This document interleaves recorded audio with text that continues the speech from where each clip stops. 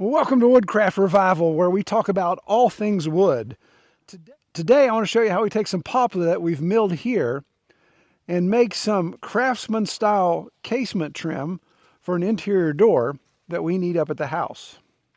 This style is simple to build, requires no miters, and works great for air dry wood that may have a little bit of movement to it. Let's get to work. All right, so the first thing I've done is brought in the wood that I need. Now, I've had it here in the workshop for a while so I can get acclimated to the weather or the temperature and humidity inside the shop. Now, that being said, this shop being down in the valley, concrete floor, 25 years ago when I built it, forgot to put a vapor barrier underneath the concrete. It has a humidity issue. So the humidity here compared to the house is going to be a lot different. So there's going to be movement once we get the trim installed. It won't be great movement, but it'll be a little bit of movement. But we're going to factor that in. So we need to get this planed down and surfaced on one edge so we can have raw material to work with. We're going to be planing this down to 3/4 because this is 4/4 lumber that we milled. Obviously it's air drying and shrunk a little bit. So usually I can get 3/4 out of this, surface both sides and one edge. And that'll be what we need to do this project. While I'm planing, I won't bore you with all the planing, but I'll go over the design elements while we're planing, so you can kind of see the method to my madness. So this interior door casing is for a 34-inch wide door. It's made up of 6 components. The 2 vertical rails are 4 inches wide, and there's 2 rail caps, and then a freeze board which is 5 inches wide, and then a freeze cap which of course goes on top of the freeze board.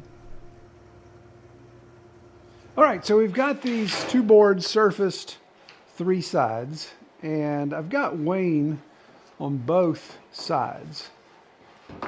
So even though I've got a nice straight edge on one, this one actually, yeah, I was able to cut out the Wayne there. So I've got Wayne on this side, which is no big deal. I'll take care of that. I think it was this one. Yeah.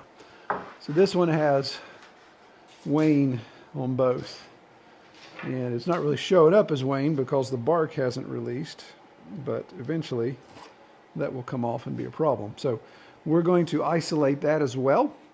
As discussed in our plans, these only need to be 4 inches wide. So I've got 4 inches of material here. I can whittle down to get that and easily get 4 inches here. Now my freeze board, I already have that ready. That was from a leftover piece that I had from a previous project. So here's the freeze board. It's 5 inches wide. So 5 inches for the freeze board and 4 for the 2 verticals. Okay, so there's our 2 4-inch wide boards. Got a little bit of Wayne here at the end. Got a little bit. I was not able to isolate it all. Got a little bit right here, just a cat's whisker of it. And that comes back to personal preferences on install. So I could install this against the wall, that this would be the face, and you would only see the Wayne if you're coming at it, coming down the hallway or whatever. You see that little bit of gap against the drywall, which I don't like that as much as actually having the Wayne on the face side. And then as you're coming down the hall, this wouldn't be as obvious because you wouldn't see the gap against the drywall. We just see maybe a broken edge. Now, for this specific door, I'm going to put, this one doesn't have any Wayne on it.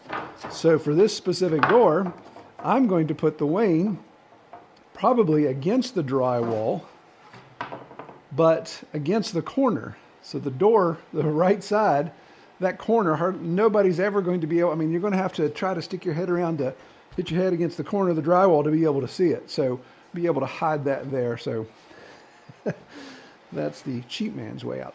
So the next thing we'll do is cut to length because we're ready to go. We want to just do a final sand and put our finish on it. But we want to cut to length first because obviously we don't want to waste all the extra material. We don't need nearly this length. And what I like to do, usually the length that you need for door casing is somewhere around that 80 to 82 mark. 81 1/4 sticks in my head. That's what things usually are here. And what are we dealing with? These 2 boards, we've got 132. So we got plenty of material to cut away. So what I like to do, instead of trying to cut exactly 81 1/4 or 82, I leave it proud. So maybe we'll cut 84, 85, something like that. Plenty to work with. doesn't use up a lot of stain material or finish material, and but gives me that leeway. So when I go to install it, I take my chop saw up to the house when I go to do my install, do my final measurement, and then cut the finished board. So the board that's been stained and finished, I cut it final. And we're going to cut from both ends. So Tulip Poplar likes to check a lot, and we've got a little bit of planer snipe. So we're going to come in here and cut a little bit off, and then we're going to measure and cut the rest of it off here. So we're going to do cutaways on both ends, and we'll be squaring those ends.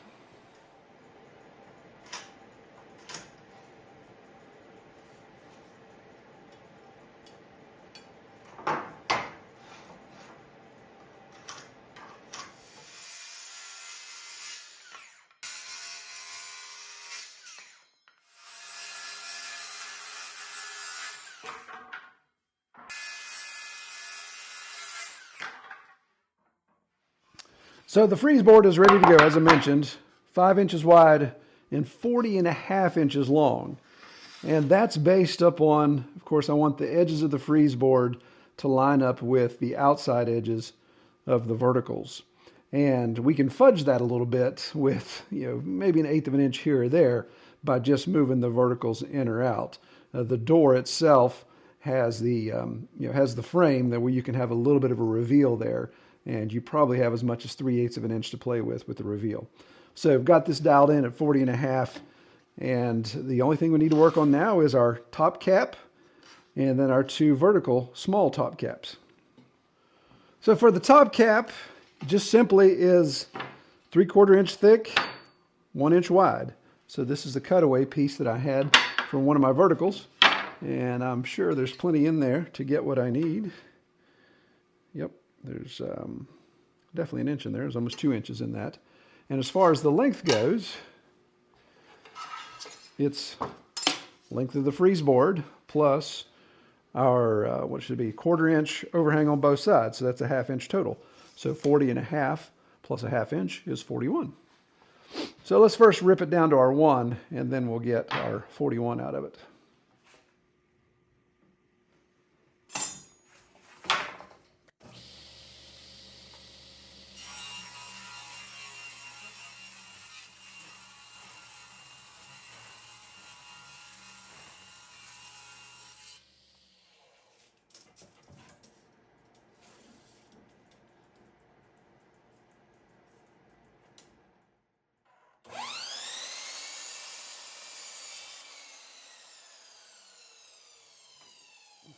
So for our verticals top cap, we're going to take the remainder of this 1 by 3/4, and we're going to rip it down to where we have a 1/4 inch thickness. So a 1 by 1/4 is what we want for our top caps.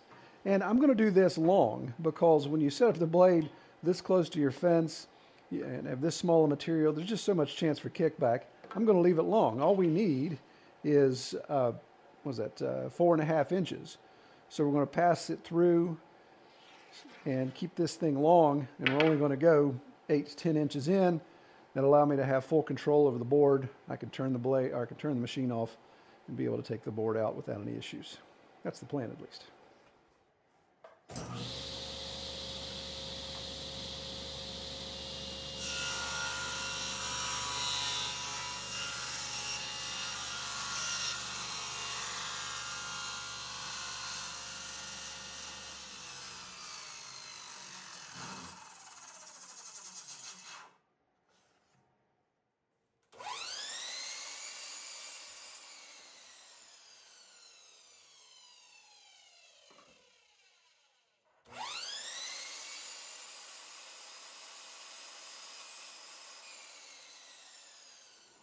All right, so here we go. Here's all of our 6 components we need for this project. So there's our 2 verticals. Here's our horizontal, or our freeze board with top cap. And then here are our 2 vertical cap pieces. So the next thing to do is to get them all sanded and get the stain on them. We're doing a walnut stain because the poplar had set outside for a while, so it got some staining in it. Some of it planed out, some of it didn't, but that will allow all that to be hidden. Nobody likes to watch. Nobody likes to do all the sanding work, and it's probably even more boring to watch somebody do all the sanding work. So with the snap of my fingers, I'll have it all sanded and stained. And there we go. Let's go install. So the first thing I'm going to do is I want to measure the verticals. I want to get those in place. I said 81 1/4 is a number that sticks in my head, but let's just see if that's still the same. Yep. I know the guy installed these doors, so let's make sure they're both 81 1/4. Yep. So get our verticals installed first, and I've got my saw set up down on our deck so I can make that cut quickly and not have to run back and forth from the workshop.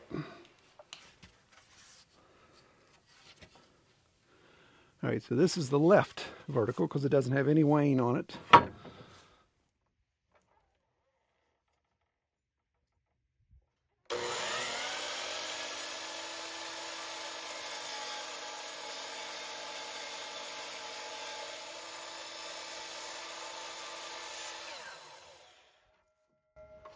Nice and slow to reduce tear out. All right, and here's the piece that has our wane on this side. So this will be the right side, this will be the top. We'll do 81 1/4 on it as well.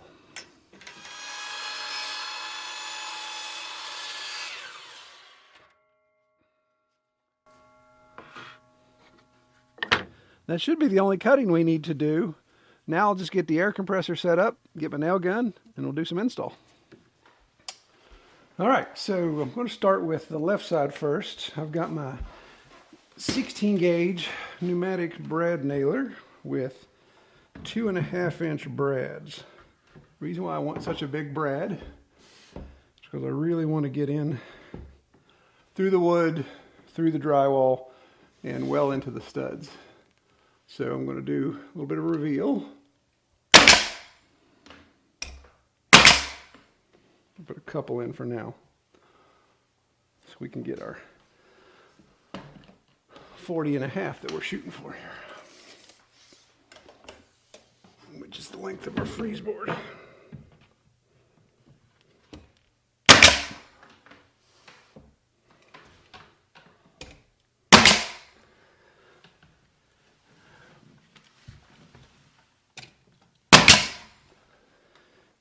Now for our little decorative caps here, I'm not going to nail them because we don't need that much. Don't need to be that aggressive. Since these are going to be up and out of the way of any traffic, and if I tried to brad nail them, there's a good chance they'd split since they're only 1/4 inch thick. So we're just going to put a dab of glue across the top of our rail on both sides. Drop those into place. Then take our freeze board. See if we've got a top or a bottom here that I like better. Not down, not up, not down. Just gonna let that lay on top like that. We're gonna check for alignment.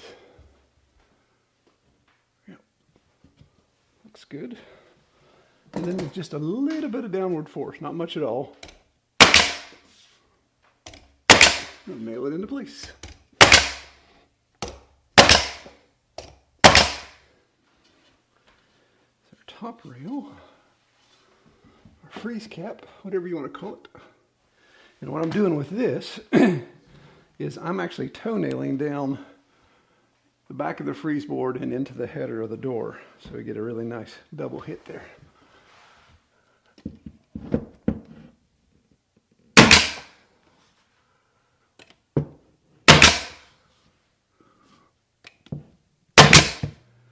So I think that's a pretty slick install for only 1, 2, 3, 4, 5, 6 components out of some rough looking poplar, air dried. So if it moves a little bit, it's not going to create gaps in miters like you would have in regular elbow casing. You know, because when it moves, it's going to get narrower. So if we had miters here, those miter gaps could get bigger. It could look funky as they shrink widthwise. So there's plenty of opportunity for this wood to finish moving, as it's probably hanging around 16% moisture right now. So as being in the house, especially this time of year in winter, that's going to drop, get down below 10, 12%, 12 or 10%, maybe even lower, depending on how dry we have it in the house. And it should be able to handle any movement. So I think it looks pretty good. At some point, we'll do a baseboard project as well, and I'll bring you guys along on that, because there's an idea I have to run the baseboard in and not have to worry about having plinth blocks. Some of you guys may wonder, hey, how come you have plinth blocks down on the bottom? Well, I'll show you why. Well, as I always say, I pray you get the opportunity to take some time and get out in God's beautiful creation. We'll see you next time.